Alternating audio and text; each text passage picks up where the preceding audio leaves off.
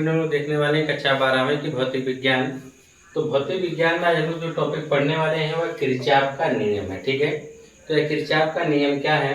तो आप जानते हैं कि किरचॉफ ने 2 नियम दिया था। ठीक है, तो पहला नियम जो है यहाँ पर हम लोग देख रहे हैं अभी कि इसका जो पहला नियम है वह संधि का नियम है। ठीक है, किरचॉफ का जो पहला नियम है संधि का है, दूसरा बंधपाश का है। ठीक है, पहले हम संधि का नियम देख लेते हैं, फिर इसके बाद हम बंधपाश वाला नियम देखेंगे। ठीक है, तो पहला नियम क्या था कि किसी वैद्युत परिपथ में किसी भी संधि पर मिलने वाली समस्त धाराओं का बीजगणितीय योग 0 होता है।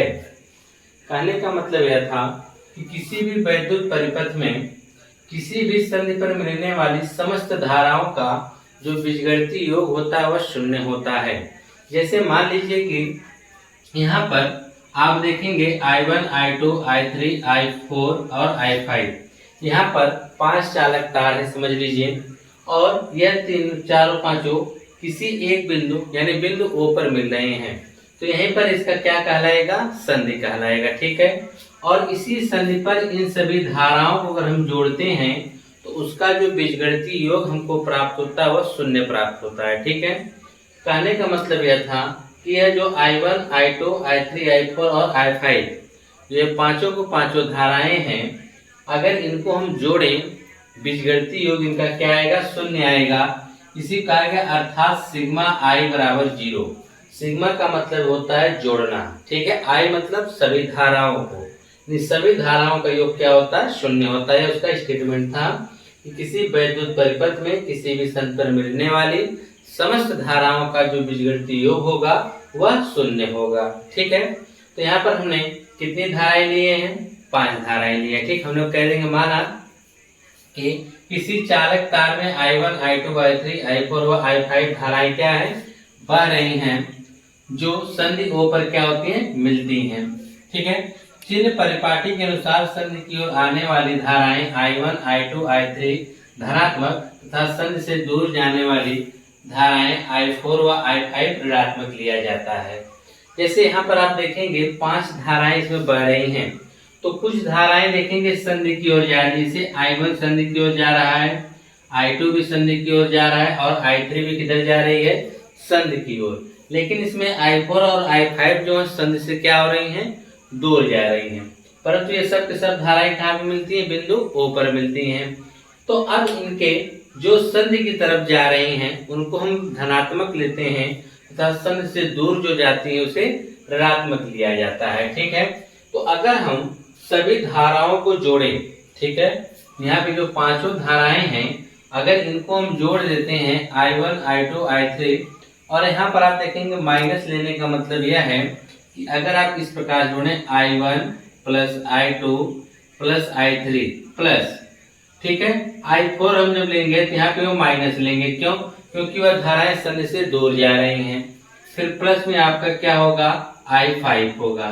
और आप भली भांति जानते हैं I1 plus I2 plus I3 plus minus क्या हो जाएगा? Minus I4 plus minus minus I5 हो जाता है। ठीक है, इसी चीज को डायरेक्ट यहाँ पे लिखा गया है। अगर सभी धाराओं को इधर हम जोड़ दें तो किसके बराबर हो जा रहा है? 0 के बराबर हो जा रहा है। किसके बराबर हो जा रहा है?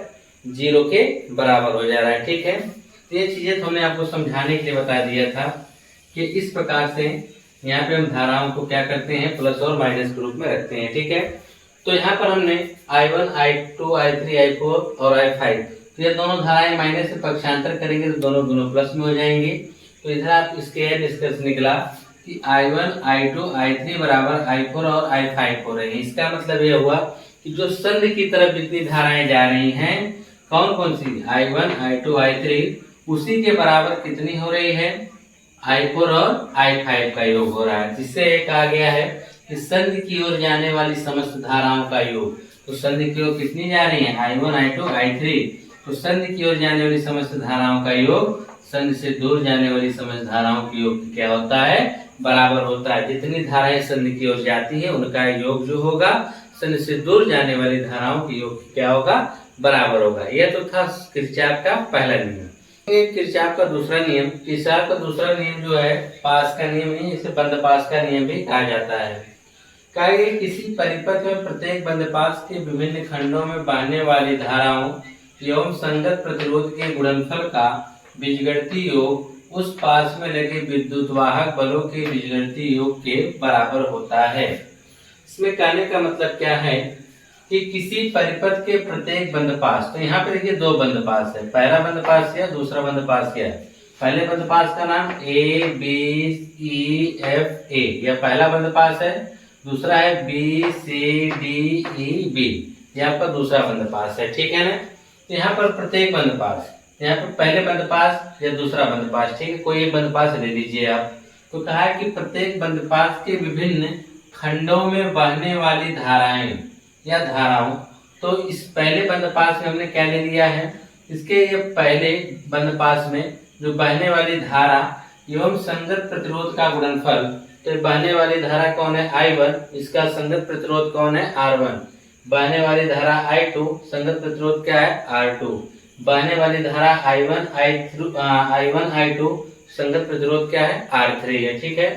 तो ये कहा गया बहने वाली धाराओं एवं संगत प्रतिरोध का जो गुणनफल का बीजगणितीय योग होगा उस बंद पास में लगे विद्युत वाहक बलों के बीजगणितीय योग के क्या होगा, बराबर होगा। तो ध्यान से समझिए कि मान लीजिए हमने पहले बंद पास में देखिए, पहले बंद पास में बहने वाली धारा कौन है I1, विद्युत वाहक बल E1, प्रतिरोध कौन है R1 है।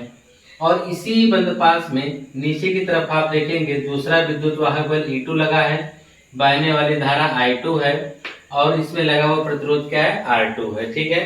तो यहाँ पर पहले बंद पास की अगर हम बात करें तो इसमें बहने वाली धारा I1 और R1 का जो गुणनफल होगा, पहले बंद पास में बहने वाली धारा उसका संगत प्रतिरोध, बहने वाली धारा उसका संगत प्रतिरोध, बहने वाली धारा उसका संगत प्रतिरोध का जो बीजगणितीय योग होगा, तो यहाँ पे बहने वाली धारा I1 और R1, I2 और R2 ये दोनों पहले वाले में है, ठीक है। तो पहले वाले इस नीचे वाले को छोड़ दीजिए, ठीक है, तो पहले बंद पास में आएंगे। तो पहले बंद पास में बहने वाली धारा I1 और संगत प्रतिरोध R1, बहने वाली धारा I2 संगत प्रतिरोध R2 का गुणनफल करके हम बीजगणितीय योग करेंगे, तो इसमें लगे विद्युत वाहक बल E1 और E2 के क्या आएगा, बराबर आएगा, ठीक है। तो वही कहा गया है अर्थात सिग्मा, सिग्मा मतलब जोड़ना I1 R1 यानी IR मतलब धारा गुणे संगत प्रतिरोध का जो योगफल होगा वह उसमें लगे विद्युत वाहक बलों के योग के क्या होगा, बराबर होगा, ठीक है। इसमें जब हम लोग इसके नियम को लगाते हैं तो कुछ बातों का ध्यान में रखते हैं, ठीक है। क्या ध्यान में रखते हैं, इस नियम को लगाते समय जब हम धारा की दिशा में चलते हैं तो धारा तथा संगत प्रतिरोध के गुणनफल को धनात्मक लेते हैं तथा विपरीत चलने पर ऋणात्मक लिया जाता है। एवं सेल के ऋण इलेक्ट्रोड से धन इलेक्ट्रोड की ओर चलने पर वैद्युत वाहक बल धनात्मक तथा विपरीत चलने पर वैद्युत वाहक बल क्या लिया जाता है, ऋणात्मक लिया जाता है, ठीक है। इसमें क्या कहा गया है, जब हम इस नियम को लगाते हैं तो धारा की दिशा में, ठीक है, ध्यान दीजिएगा कि जब हम धारा की दिशा में चलते हैं तो धारा और इसके संगत प्रतिरोध का जो गुणनफल होता है, अगर हम धारा की दिशा में चलेंगे तो धनात्मक लेंगे, अगर धारा के विपरीत दिशा में चलेंगे तो क्या लेंगे, ऋणात्मक लिया जाता है। वही कहा गया है कि धारा की दिशा में चलने पर धारा संगत प्रतिरोध का गुणनफल जो होगा धनात्मक कब लिया जाएगा, जब हम धारा की दिशा में चलेंगे। देखिए धारा की दिशा इस तरह बताया गया है, पहले बंद पास में धारा ऐसे आएगी और ऐसे पहले बंद पास में धारा चली जाएगी, दूसरे वाले में धारा ऐसे आएगी और ऐसे क्या होगी, चली जाएगी। तो वही क्या गया कि धारा की दिशा में जब हम चलेंगे तब तो उसका धारा और उसका क्या कहते हैं, धारा और संगत प्रतिरोध का जो गुणनफल होगा वह धनात्मक लिया जाएगा। अगर इसके विपरीत हम चल रहे हैं तो क्या लिया जाएगा, ऋणात्मक। अगर वही बात यह तो धारा और संगत प्रतिरोध के लिए हो गया, ठीक उसी प्रकार से यहाँ पे सेल के लिए भी कहा गया है कि सेल के ऋण इलेक्ट्रोड से धन इलेक्ट्रोड की ओर चलने पर वैद्युत वाहक बल धनात्मक तथा विपरीत चलने पर ऋणात्मक लिया जाएगा। तो आप देख रहे हैं जो सेल है इसमें यह प्लस सीधा होता है या माइनस होता है, तो माइनस से अगर हम प्लस की ओर चलेंगे तो विद्युत वाहक बल हमारा धनात्मक लिया जाएगा, अगर हम इसके विपरीत चलेंगे तो क्या लिया जाएगा, ऋणात्मक लिया जाएगा, ठीक है। तो यहाँ पर हमारे पास दो बंद पास हैं, तो चीजें आपको समझ में आ गई होगी। अब हम लोग देखते हैं कि इसमें धाराएं कैसे बहती हैं, ठीक है। तो हम पहले बंद पास की अगर हम बात करते हैं, हमारा पहला बंद पास क्या है कि A B E F A, तो हमारा पहला बंद पास क्या है, A B E F A में। तो किरचॉफ का दूसरा नियम क्या कहा है, किरचॉफ का दूसरा नियम यही है ना कि किसी परिपथ में बहने वाली धारा, उसमें धारा एवं संगत प्रतिरोध का गुणनफल। तो यहाँ पे हम लिखेंगे धारा I1 और प्रतिरोध क्या है R1 का गुणनफल। हमने यहाँ पे दोनों का गुणनफल कर दिया है। फिर पहले बंद पास में धारा I2 और प्रतिरोध क्या है R2, ठीक है। इसका हमने गुणनफल करके इसको जोड़ना था, ठीक है ना। यहाँ पे जोड़ने के बजाय हमने क्या लगाया हुआ है, माइनस। अब यह समझते हैं क्यों माइनस लिया गया है। देखिए धारा दिशा ऐसे यहाँ से आनी चाहिए और ऐसे जानी चाहिए, परंतु यह धारा इस दिशा में आ रही है और ये जो I2 धारा इसके ठीक विपरीत दिशा में जा रही है। यानी I1 की धारा इस प्रकार आ रही है और I2 की धारा इस प्रकार से जा रही है, ठीक है।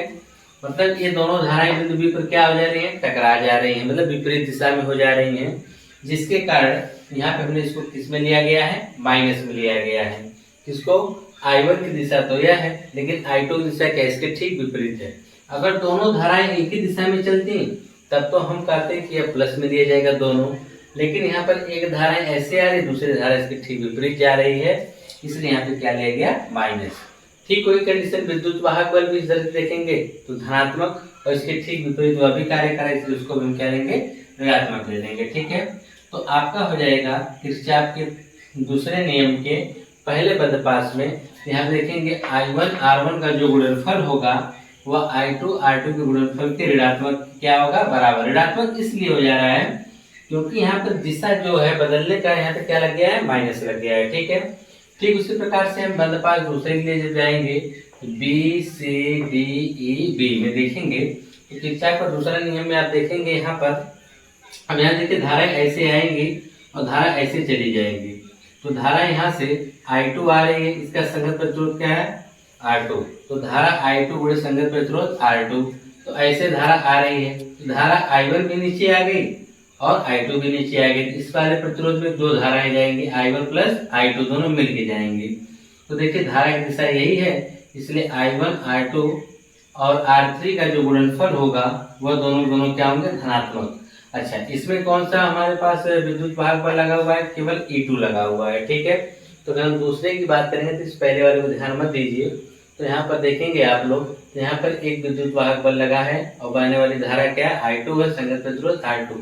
तो इसका जो गुणनफल होगा, और यहाँ पे नीचे जो बहने वाली धारा इसमें है I1 I2, संगत प्रतिरोध क्या है R3, इसका गुणनफल का जो योग होगा, इसमें पूरे इस बंदपास में लगे विद्युत वाहक बल की क्या होगा, बराबर। इसमें लगा विद्युत वाहक बल क्या है, E2 है, ठीक है। इसमें बस कुछ बातों का ध्यान रखना यह है, किरचॉफ का दूसरा नियम कि धारा और संगत प्रतिरोध का जो गुणनफल होगा, बीजगणितीय योग होगा, वह उस बंदपास में लगे विद्युत वाहक बलों के बीजगणितीय योग की क्या होगा, बराबर होगा, ठीक। इसमें हम लोग धारा की दिशा में चलते हैं तो धारा और संगत प्रतिरोध का जो गुणनफल होता है उसे हम धनात्मक लेते हैं और उसके ठीक विपरीत जब चलते हैं तो ऋणात्मक। तो यहाँ पे हमने देखिए पहले बंद पास में धारा ऐसे आ रही थी, जिसको हमने धनात्मक लिया था, परंतु यहाँ पे धारा इसके ठीक क्या जा रही थी, विपरीत, इसलिए इसको ऋणात्मक लिया गया था, ठीक है। और इसी के साथ साथ जब हमारे सेल की हम बात करते हैं तो सेल के जब ऋण इलेक्ट्रोड से धन इलेक्ट्रोड की ओर चलते हैं तो विद्युत वाहक बल धनात्मक लेते हैं, परंतु जब वही हम लोग विपरीत दिशा में चल रहे हैं तो इसलिए क्या लिया जाता है, ऋणात्मक। अब इसमें धारा विपरीत दिशा में बह रही है तो विद्युत वाहक बल भी किसमें लगेगा, विपरीत दिशा में होगा, इसलिए E1 माइनस E2 यहाँ पे हो गया है। परंतु दूसरे वाले बंद पास में केवल एक ही विद्युत वाहक बल लगा हुआ है और वह भी धारा की दिशा में काम कर रहा है, इसलिए उसको भी हमने किसमें रखा है, प्लस में रखा गया है। तो इस रहता आपका किरचॉफ का पहला और दूसरा नियम। बहुत ही इंपॉर्टेंट टॉपिक है, हमने इसको एकदम अच्छे से लिख दिया है ताकि इसकी आप शॉर्ट स्क्रीन निकाल के नोट्स बनाकर एग्जाम में इसको तैयार करके आप लिख सकते हैं।